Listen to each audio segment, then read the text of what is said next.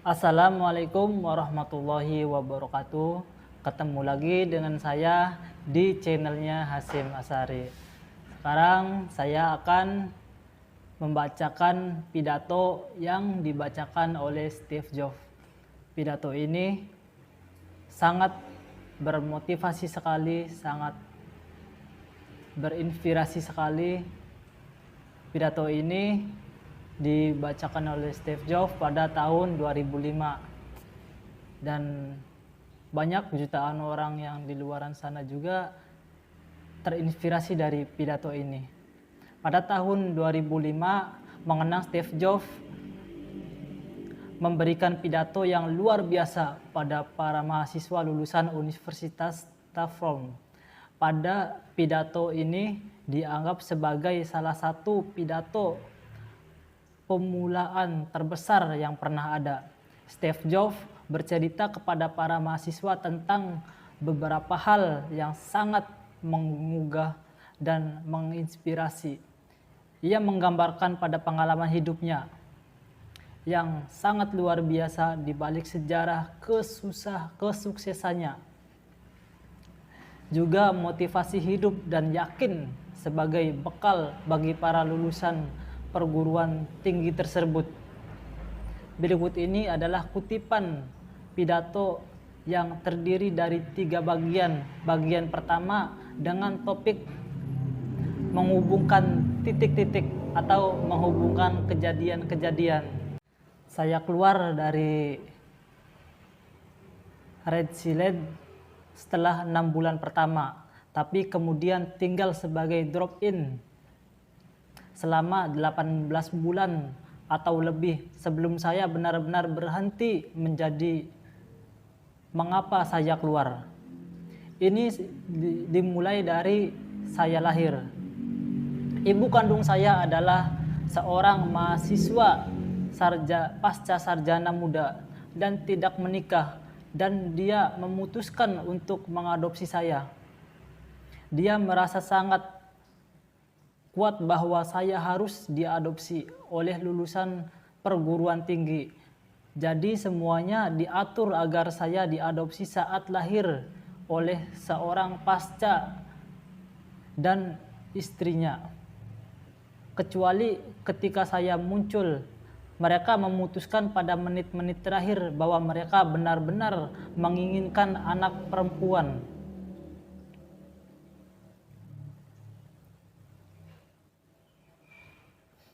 Jadi orang tua saya yang berada dalam daftar tunggu dapat telepon di tengah malam, meyakinkan kami memiliki bayi laki-laki yang tidak terduga. Apakah kamu menginginkan dia?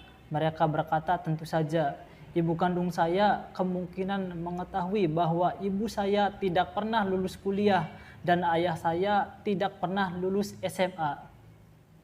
Dia menolak menandatangani surat-surat adopsi terakhir.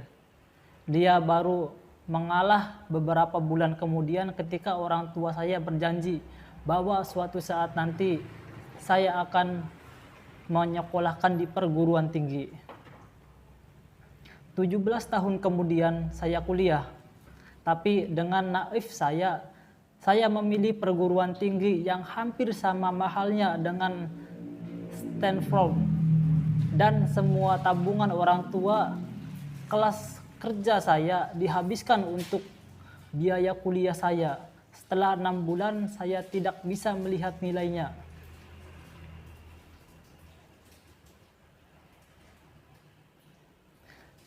Saya tidak tahu apa yang akan saya lakukan dengan hidup saya yang tidak tahu bagaimana perguruan tinggi akan membantu saya mencari tahu. Dan di sini saya menghabiskan semua uang yang telah ditabung oleh orang tua saya sepanjang hidup mereka. Jadi saya memutuskan untuk keluar dan percaya bahwa semuanya akan baik-baik saja. Itu cukup menentukan pada saat itu. Tetapi melihat ke belakang, itu adalah salah satu keputusan terbaik yang pernah saya buat. Begitu saya drop out, saya bisa berhenti mengambil kelas wajib yang tidak menarik minat saya dan mulai mengikuti kelas yang tampak menarik. Tidak semua romantis. Saya tidak memiliki kamar asrama, jadi saya tidur di lantai kamar teman. Saya mengambil botol cukai untuk dideposit 5 cukai untuk mengambil makan, dan saya akan jalan sejauh 7 mil melintasi kota setiap minggu untuk mendapatkan satu barang bagus. Makan seminggu di kuil Har Krishna. Saya menyukainya. Dan banyak dari apa yang saya temukan dengan mengikuti keingintahuan dan intuisi saya ternyata sangat berharga kemudian hari. Izinkan saya memberikan Anda satu contoh. Red Silent pada waktu itu mungkin menawarkan pengajaran kaligrafi terbaik di negeri ini. Di seluruh kampus, di setiap poster, setiap label, setiap laci dibuat dengan kaligrafi tangan yang indah. Karena saya drop out dan tidak harus mengikuti kelas normal, saya memutuskan untuk mengambil kelas kaligrafi untuk belajar bagaimana melakukannya. Saya belajar tentang tipografi serif dan sans serif, tentang memvariasikan jumlah spasi di antara kombinasi huruf yang berbeda, tentang apa yang membuat tipografi hebat menjadi hebat.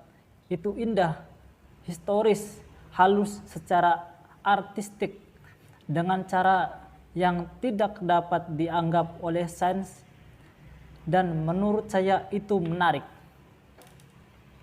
Tak satu pun dari ini bahkan memiliki harapan penerapan praktis dalam hidup saya. Namun 10 tahun kemudian kami merancang komputer Macintosh pertama. Semuanya kembali pada saya, dan kami mendesain semuanya ke dalam Mac. Itu adalah komputer pertama dengan tipografi yang indah. Jika saya tidak pernah mengikuti kursus tunggal di perguruan tinggi itu, Mac tidak akan pernah memiliki banyak tipografi atau font dengan jarak yang profesional. Dan karena Windows baru saja menyalin Mac, sepertinya tidak ada komputer pribadi yang memilikinya. Jika saya pernah drop out, saya tidak akan pernah mengikuti kelas kaligrafi ini, dan komputer pribadi mungkin tidak memiliki tipografi yang indah seperti sekarang ini. Tentu saja tidak mungkin menghubungkan titik-titik itu ke depan ketika saya masih kuliah, tapi itu sangat jelas melihat ke belakang 10 tahun kemudian. Sekali lagi, Anda tidak dapat menghubungkan titik-titik tersebut ke depan. Anda hanya dapat menghubungkan dengan melihat ke belakang. Jadi Anda harus percaya bahwa titik-titik itu entah bagaimana akan terhubung di masa depan. Anda harus percaya bahwa suatu insting, takdir, hidup, karma, ataupun pendekatan ini tidak pernah mengecewakan saya dan telah membuat perbedaan besar dalam hidup saya.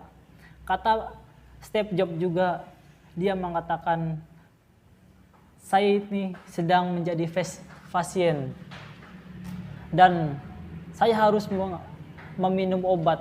Memang obat itu pahit, tapi saya sebagai pasien sangat membutuhkan obat itu untuk saya makan. Supaya saya bisa menjadi seperti ini, saya harus melewati titik-titik itu. Saya harus melewati kejadian-kejadian pahit itu.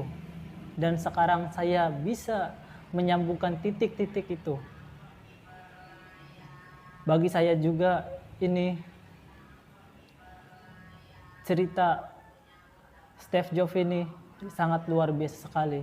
Dia menginspirasi saya sekali. Dan semoga yang mendengarkan video ini juga menginspirasi. Jadi ketika kamu atau siapa saja mengalami kejadian yang tidak enak, mungkin itu titik-titik yang harus kita sambungkan. Mungkin titik-titik itu, kejadian-kejadian itu yang harus kita lewati. Kuncinya jangan pantang menyerah, harus semangat, harus yakin dengan takdir kita, harus yakin dengan impian kita. Jadi kata siapa sekolah itu tidak penting? Kata siapa belajar itu tidak penting? Sekolah itu penting. Sekolah itu belajar buat kita menjadi tumbuh lebih matang lagi. Emang beberapa orang yang tidak sekolah itu ada yang sukses, tapi bukan itu intinya. Malah mereka orang yang sukses, yang tidak mengenyam sekolah, mereka itu belajar lebih daripada orang yang sekolah, lebih giat dan lebih keras lagi. Kita yang masih berada di bangku sekolah, ketika kita sudah berhenti sekolah, malah itu menjadikan belajar kita lebih giat lagi, lebih keras lagi. Karena kita hidup itu untuk belajar. Jadi kalau mau sukses, belajar terus, belajar dan belajar. Steve Jobs juga, ketika Steve Jobs itu berhenti, drop out dari sekolahnya, dia tidak keluar, malah dia lebih giat untuk belajar. Dia tidak meninggalkan kampus, secara diam-diam dia belajar. Jadi sekolah itu penting, belajar itu penting. Jangan tinggalkan sekolahan, jangan putuskan untuk belajar. Terima kasih, itu aja dari saya. Semoga ini menjadi inspirasi buat kita semua. Wassalamualaikum warahmatullahi wabarakatuh.